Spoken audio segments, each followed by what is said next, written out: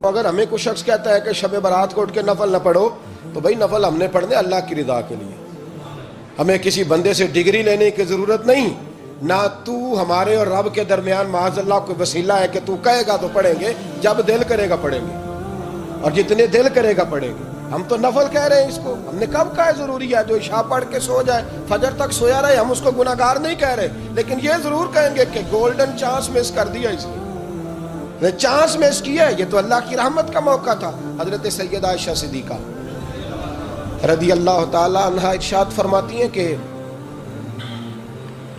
شعبان کی 15ویں رات تھی، یعنی شب برات کی رات، فرماتی ہیں شعبان کی 15ویں رات تھی، میں نے اچانک نظر ڈالی تو حضور میرے بستر میں تھے، پھر میری نظر پڑی تو حضور نہیں تھے، میرے دل میں گمان آیا، خیال آیا کہ شاید کسی اور زوجہ کی طرف حضور کا میلان تباہ ہو گیا ہو، وہاں تشریف لے گئے ہوں۔ فرماتی میں اٹھی باہر گئی تو نبی کریم علیہ السلام جنت البقیع میں تھے، قریب ایک جگہ پہ حضور دعائیں مانگ رہے تھے۔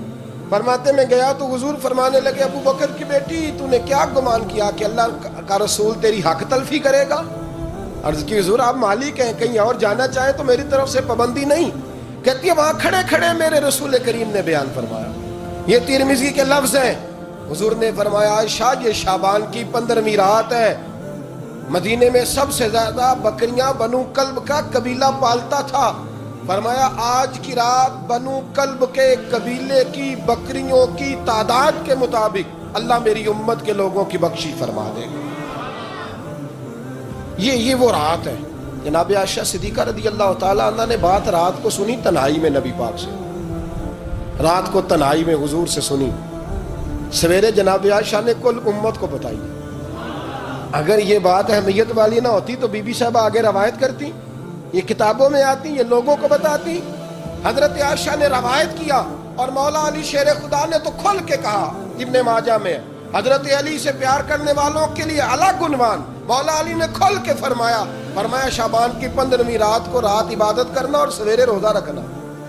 حضرت علی کے لفظ بائی نے ہی سیاستہ میں رات کو عبادت کرنا، دن کو روزہ رکھنا۔ ویسے تو رب کریم ہر روز تہجد کے وقت پہلے آسمان پر نزول اجلال فرماتا ہے اور لوگوں کو فرماتا ہے کوئی بخشش مانگنے والا؟ اور فرمایا ہر روز تہجد کے وقت یہ اعلان ہوتا ہے، پر شب برات کو نا شروع رات سے یہ اعلان شروع ہو جاتا ہے۔ ادھر دیکھو میری طرف، مغرب سے اعلان شروع ہو جائے گا۔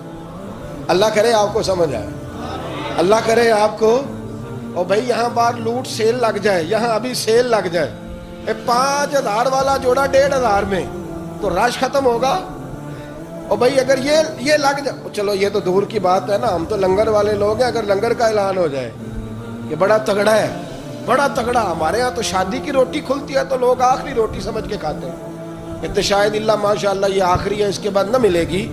جب اعلان ہوتا ہے اور دعوت ہوتی ہے کہ کھلا ہے جی کھاؤ، کیا حشر ہوتا ہے، کیا انداز ہے۔ مولا علی شیر خدا حدیث روایت کرتے ہیں، رنگ کیا ہے؟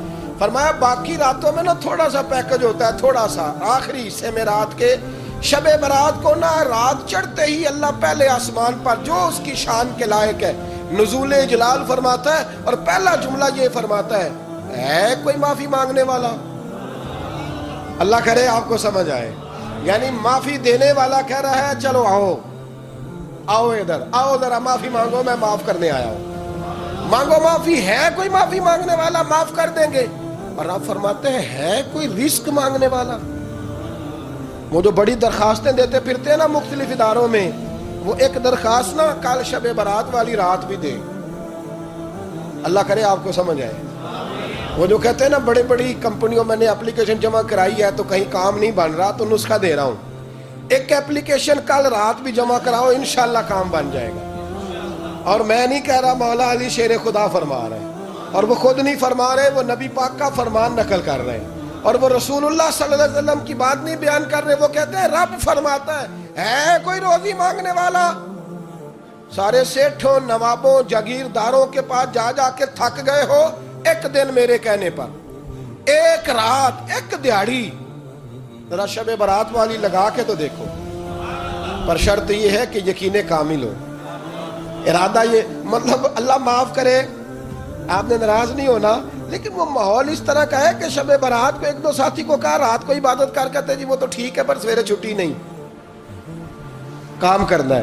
یعنی رب کہہ رہا ہے کہ تو آ جا شب برات کی رات، جو مانگے گا وہ تجھے. لیکن یہ ادھر نہیں توجہ کر رہا، یہ کہتا ہے سویرے 10 بجے دکان نہ کھلی تو مشکل ہو جائے گی، دفتر نہ گیا تو حالات. آپ دیکھیں ذرا، اب جب یقین اس طرح کا ہو تو پھر تو بھائی ساری زندگی اداروں میں درخواستیں دینی ہے. پھر آپ جیسا آپ کا مزاج ہوگا، اللہ تعالیٰ تو بندے کے گمان کے قریب ہے. تو میرے رسول پاک علیہ السلام نے ہمیں یہ میسج دیا، پیغام دیا، فرمائے اس رات جو اولاد مانگے گا رب اسے بھی عطا فرمائے گا. اس رات جو اللہ سے بخشش مانگے گا اللہ اسے بھی دے گا. اس رات جو رب کریم سے عزت مانگے گا اللہ اسے بھی عطا کرے گا. شارحین نے لکھا اس رات جو رب سے پردہ پوشی مانگے گا اللہ اسے پردہ پوشی بھی عطا کرے گا. جو جنت کا سوالی ہوگا رب اپنے فضل سے عطا فرمائے گا. کوشش فرمائے. 10 محرم کو ہمارے ہاں لوگ جاتے ہیں قبرستان، وہ کسی حدیث سے ثابت نہیں، میں منع نہیں کر رہا، جائیں 9 محرم کو جائیں، 10 کو جائیں، 11 کو جائیں، 8 کو جائیں، سفر میں جائیں، ربیع الاول میں جائیں، قبرستان میں جب بھی جائیں منع نہیں ہے. لیکن شب برات والی رات تو خود رسول کریم گئے ہیں نا قبرستان. اب جو بات میں نے سمجھانی ہے اس کو سمجھیں. نبی پاک کی والدہ کا مزار نہیں ہے وہاں جنت البقیع میں. حضور کے کو بھائی بہن حضور کیا کرنے گئے؟ امت کی بخشش کے لیے گئے. شب برات کی رات لالچی نہ بنے کہ صرف میں نے اپنے لیے روزی مانگنی ہے، کل امت کے لیے مانگے رب کریم سے. مانگے اپنے بھائی کے لیے، مانگے اپنی بہن کے لیے، مانگے اپنے بیٹے کے لیے، مانگے اپنی بیٹی کے لیے، مانگے اللہ کریم. یہ مانگنے کی رات ہے. پچھلی راتی رحمت رب دی کرے بلند آوازہ، بخشش منگن وارے کارن کھلا جے دروازہ. آئیں اللہ کی بارگاہ میں اس رات کو کھل کے دعا مانگیں. قبرستانوں میں نا کچھ قبریں ایسی ہیں کہ جو بتاتی ہیں کہ سالوں بیت گئے ہیں کوئی آیا نہیں. کچھ قبریں بتاتی ہیں. اور کچھ بڑے قبرستان بڑے شہروں میں ایسے بھی ہیں کہ جن کا گورکن کہتا ہے کہ مجھے کمیٹی نے کہہ دیا ہے جہاں 4-5 سال کوئی نہ آئے وہاں نئی قبر بنا دیا کرو.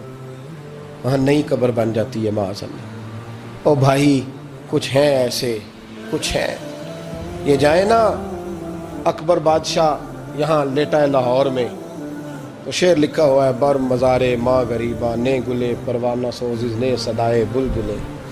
فارسی کا مقولہ لکھا ہے اس کی قبر پہ، کہتا ہے میں وہ غریب ہوں. اعلیٰ بادشاہ ہے مقبرے میں لیٹا ہے، کہتا ہے میں وہ غریب ہوں کہ نہ یہاں کوئی پروانہ آتا ہے نہ بلبل آ کے گیت گاتی. کوئی آتا ہی نہیں، کوئی فاتحہ نہیں پڑھتا، کوئی فاتحہ نہیں پڑھتا. او بھائی کئی قبریں ایسی ہیں جن پہ سالوں بیت گئے کوئی لوٹا نہیں. اور مشکات میں حدیث ہے میرے نبی کریم علیہ السلام نے فرمایا جو قبر میں ہوتا ہے وہ تو اس آدمی کی طرح ہے جو دریا میں ڈوب رہا ہے اور وہ انتظار کر رہا ہے کہ میرا بیٹا میرے لیے دعا مانگے، میری بیٹی دعا مانگے. پر بیٹے کو تو 27 سال ہو گئے، ملک سے باہر ہے. کاغذ بنے گے تو ابے کی قبر پہ آئے گا نا، اس کے تو کاغذات ہی نہیں مکمل ہو رہے. وہ بیٹے کو تو مشکل ہے بڑی، وہ تو کاغذات نہیں بن رہے. وہ تو دولت کا مطالبہ پورا ہوگا تو جب ہی وہ کام ہوگا نا. انتظار ہو رہا ہے قبروں میں میرا بیٹا دعا کرے، میرا بھائی دعا کرے. اور اگر بچہ دفن ہے تو وہ کہتا ہے میری ماں دعا کرے، میرا باپ دعا کرے. کوشش کریں شب برات بعد از مغرب یہ رواج پیدا کریں. یہ رسول اللہ کا طریقہ ہے صلی اللہ علیہ وسلم. قبرستان میں جائیں اور جا کر کے وہاں اللہ تبارک و تعالیٰ سے دعا مانگیں کہ یا اللہ جو اس قبرستان میں لیٹے ہیں وہ بھی، اور جو آج تک کلمہ پڑھنے والے دنیا سے گئے وہ بھی، اور جو قیامت تک جائیں گے وہ بھی. اے اللہ تو سب کی بخشش فرما دے. اللہ کی رحمت کو محدود نہ کریں کہ صرف مجھے بخش دے، اسے کہیں یا اللہ کل کی بخشش فرما. ساری امت کے لیے دعا کریں. شب برات کی رات نفل پڑھیں. ہمارے ہاں محفل ہوتی ہے ہر سال الحمدللہ، بڑے شوق سے بڑا خوبصورت ہم اہتمام کرتے ہیں. لیکن میں اکثر دوستوں سے کہا کرتا ہوں کہ جن کو اکیلے میں نفل پڑھنے میں مزہ آئے وہ اکیلے میں پڑھیں. کتنی کھلی بات کر رہا ہوں. میں پابند نہیں کر رہا کہ آپ یہاں آئیں گے محفل میں آئیں گے ضروری ہے. بھئی آپ کو اکیلے میں مزہ آتا ہے نا. کچھ لوگ تنہائی میں ہو تو دل زیادہ لگتا ہے، وہ تنہائی میں کریں اللہ اللہ کوئی حرج نہیں. لیکن کچھ ایسے ہیں کہ نعت سنتے ہیں تو دل نرم ہوتا ہے، تقریر سنتے ہیں تو دل नरम होता है, तो जिनका इस तरह नरम होता है वो मस्जिद में आए, बात सुने। कुछ को सबके बीच बैठ के रोना आता है। हजरत सादी शराजी फरमाया करते थे, कुछ लोगों के आंसू मुझे रुला जाते हैं। फरमाते हैं कुछ की आंखें देख के रो पड़ता हूँ, लिहाजा मैं जब भी जिक्र करता हूँ महफिलों में बैठ के करता हूँ। तनाइयों में मुझसे नहीं होता, तो जिससे नहीं होता वो आए ना, मस्जिद में आए, रात इबादत करे। कल मगरिब से पहले पहले काम समेट ले सारे, और मगरिब के बाद ये रात शुरू होगी, मगरिब के बाद एक छुट्टी कर लो अल्लाह रसूल के लिए, कर लेंगे इंशाअल्लाह ताला एक छुट्टी। और तौबा की रात है ये, तौबा करनी है। तौबा किसको कहते हैं? तौबा का माना है पिछले गुनाह पर पछताना, शर्मसार होना। कहते नहीं ऐ काश मैं न करता, और वो लफ्जों में नहीं, जुमलों में नहीं, तौबा रटी रटाई नहीं, शर्मसार होना और आइंदा गुनाह न करने का पक्का इरादा करना, इसका नाम तौबा है। देखें अल्लाह ताला फजल करे, मैंने पिछले साल कहा था, फिर कहता हूं, मस्जिदों से ना शब बारात की रात, शब कदर की रात चीखों की आवाजें आती हैं, लोग इतना रोते हैं ना। रोना चाहिए, कम रोते हैं, ज्यादा रोना चाहिए। लेकिन सवाल यह है कि इतना ज्यादा लोग शब बारात की रात रोते हैं, क्या फिर सवेरे बददियानती खत्म हो जाती है? जो रात मस्जिद में खुल के रो के आया है, उसका प्रोग्राम है ना कि अब मिलावट कभी नहीं करेगा, अब गाहकों से झूठ कभी नहीं बोलेगा, अब वो बददियानती का मामला कभी नहीं करेगा। लेकिन रात रोता भी रहे और सवेरे प्रोग्राम ये हो कि मैंने फिर लोगों को फरेब देना है, दाव लगाना है, तो इसने तौबा किया रात के, यहां बस ये एक्टिंग करके लौट आया, यानी बड़ी सजा बना करके सवार करके रात तौबा की। क्या मतलब है तौबा का? कि तौबा आपने की। हजरत हसन बसरी से किसी ने कहा तौबा क्या है? फरमाने लगे तौबा यह है कि जिस गली से रब ने तुझे मना किया है दोबारा फिर तू उस गली में नजर ना आए, तू नजर ही ना आए, और जिस जगह जाने का रब ने तुझे हुक्म दिया है फिर तू दोबारा वहां से गैर हाजिर ना हो। अगर ये प्रोग्राम ही नहीं, इरादा ही नहीं। बच्चे एक तो मुझे कहने लगे कल हजरत साहब तौबा के मौजू पर हमने गुफ्तगू करनी है, तो कोई बाप बताए कहाँ पे है। कुछ बच्चे शागिर्द हैं, कुछ मस्जिदों में जुमा पढ़ाते हैं। एक ने मुझसे कहा, तो मैंने कहा बेटे पहले मस्जिद में जाओ, 2 नफल पढ़ो, तौबा करो, तौबा का इरादा बनाओ, ये रस्म नहीं है। वो नात खां भी तो तौबा कर लेना, जो शब बारात के दिन लोगों को तौबा कराने आया है और 25,000 का सौदा करके आया है। तू आज इस काम से तो तौबा करना, ये नोट फिकवाने से तो तौबा करना। ये रस्म है, सारी रात तौबा तौबा तौबा तौबा, ये क्या माना है इसका? क्या मतलब करे? इमाम गजाली फरमाते हैं कि एक आदमी बादशाह का गार्ड था, सिपाही था, उसका पहरेदार था, निगरानी करता था, बड़ी वफादारी से नौकरी करता रहा। बादशाह ने उसे तनख्वाह के अलावा भी बड़ा नवाजा, बड़ा नवाजा, बड़ा नवाजा।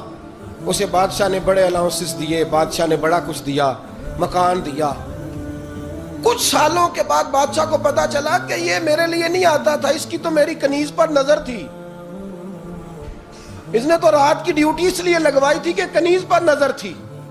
तो इमाम फरमाते हैं कि बताओ फिर वो बादशाह उसके साथ क्या सलूक करेगा, वो क्या सलूक करेगा? तो लोग कहने लगे हुजूर लगता ये है कि वो ना 4-5 हिस्सों में काट के तो कुत्तों के आगे फेंकेगा।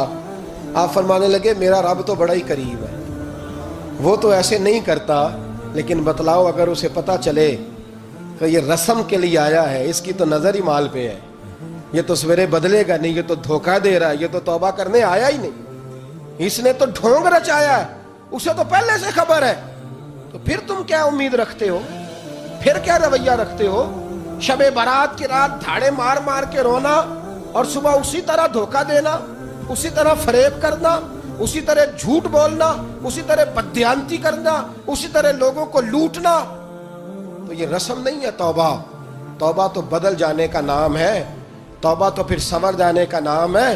तौबा तो इस तरह है जिस तरह हजरत इब्राहिम इब्ने अदम ने की थी। वक्त के बादशाह थे बादशाह, जब तौबा की तो फिर हर चीज छोड़ दी, फिर माल लोगों में बांट दिया और फिर टाट का लिबास पहनकर जिंदगी गुजारी। लोगों ने कहा हुजूर ये तब्दीली है? फरमाया तब्दीली नहीं, ये मेरी तौबा है, ये मेरी तौबा है। जब तौबा की तो फिर बदल के की, जब तौबा की तो फिर तब्दील किया आपने। ये क्या तौबा हुई? सारी रात रोते रहे, सवेरे दुकान पे जाकर फिर कसम उठाई कि मुझे तो पड़ता ही 11,000 का है, ये तौबा है? तो आपने और मैंने तौबा करनी है तो इंशाअल्लाह ताला इस तरह करनी है कि फिर 15वीं शाबान को बदल जाए। ये जो मौके आते हैं ना शब बारात के, شب قدر کے، یہ بنیادی طور پر اللہ تعالیٰ کی طرف سے دی ہوا موقع ہوتا ہے کہ چلو تمہیں چانس دیتے ہیں، تمہیں چانس دیتے ہیں، پابندی کوئی نہیں، لیکن رب کی طرف سے نا موقع ملتا ہے، چلو تمہیں ایک موقع دیتے ہیں، چلو اپنے آپ کو کلیئر کر لو، تمہیں موقع دیتے ہیں۔ یا اللہ کیا کرے؟ کچھ بھی نہیں، آ کے نا سچے دل سے 2 رکعتیں پڑھ کے توبہ کرو، عرش کا مالک پچھلے سارے ہی معاف کر دے گا۔ کچھ بھی نہیں، آؤ موقع ہے۔ ان لوگوں کی باتوں پہ نہ جائیں جو بلا وجہ پریشان کرتے ہیں۔ ہمیں بھی روز ہی سوال آتے ہیں، دل نہیں کرتا، کچھ باتیں ایسی ہیں جو کرنے کو طبیعت نہیں چاہتی، میں کروں گا بھی نہیں۔ لوگوں کو شب برات کا حوالہ بھی نہیں مل رہا، حالانکہ ترمذی شریف میں حدیث موجود ہے، صحاح ستہ کی روایت ہے، ترمذی میں موجود ہے۔ پہلے کہتے ہیں صحاح ستہ سے دکھاؤ، جب صحاح ستہ سے مل گئی تو اب اور کدھر جانا ہے؟ اور ابن ماجہ میں موجود ہے مولا علی کی روایت، اور ذرا ترتیب دیکھیے گا، یہ ترمذی کی حدیث ہے، امام ترمذی نے تو پورا باب باندھا ہے 15ویں شعبان پر، پورا باب۔ اب تمہاری مرضی ہے، اگر تم نئی بات کو سمجھنا چاہتے۔ اور مجھے پتا کیوں یہ شب برات کیا لگتا ہے، مجھے کبھی کبھی یوں لگتا ہے کہ رب فرماتا ہے کہ رمضان سے 15 دن پہلے ہی پکی سچی توبہ کر لے، تیاری کر، پاک صاف ہو جا، تاکہ جب رمضان آئے نا تو پھر تجھے پاک ہونے کی ضرورت نہ پڑے، بس پھر تو آتا جائے اور میں تیرے اوپر رحمت نچھاور کرتا جاؤں۔ بس تو پہلے ہی تیاری کر، 15 دن پہلے ہی، 14 دن پہلے تیار ہو جا۔ کل رات اپنے آپ کو ذہنی طور پر تیار کریں، بچوں کو تیار کریں، گھروں کو تیار کریں۔ اب جب مہمان آتے ہیں نا بڑا کچھ کرتے ہیں، شب برات آئے تو مصلی ایک دفعہ دھویا کریں، ایک دفعہ مصلی دھویا کریں۔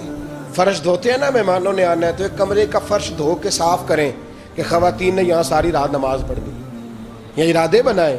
جس طرح آپ کہتے ہیں نا رات کو سفر کرنا ہے تو دوپہر میں تھوڑا آرام نہ کر لوں تو کل دوپہر میں آرام کر لیں، تاکہ رات کو رب رب کرنا آسان ہو جائے، اللہ کی بارگاہ میں بیٹھنا آسان ہو جائے۔ مکمل طور پر ذہنی طور پر اپنے آپ کو تیار کریں۔